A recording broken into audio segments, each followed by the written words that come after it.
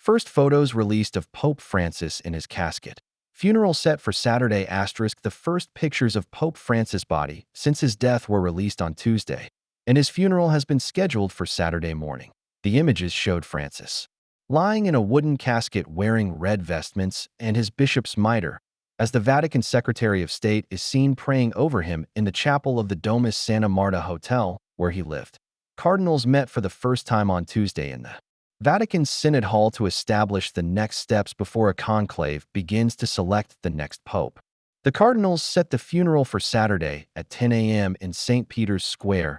It will be celebrated by the Dean of the College of Cardinals, Cardinal Giovanni Battista Re, and ordinary faithful may begin paying their final respects starting Wednesday.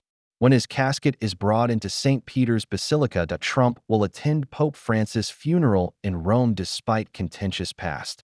Look forward to being there. *U.S. President Donald Trump said he and First Lady Melania Trump plan to attend the funeral.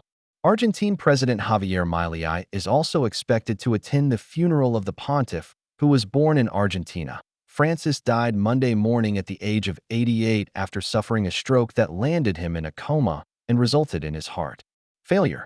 His death marked the end of his 12-year papacy as the 266th Pope and spiritual leader of the Roman Catholic Church. The Pope, who suffered from chronic lung disease and had part of one lung removed when he was younger, spent 38 days in Rome's Gemelli Hospital starting on February 14th to treat a respiratory crisis that developed into double pneumonia.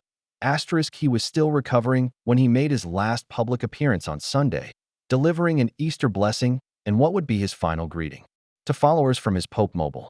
The Pope also met with U.S. Vice President J.D. Vance on Easter Sunday at the Casa Santa Marta. Francis' Easter appearance was made in the same loggia where he was introduced to the world as the first Pope of the Americas on March 13, 2013.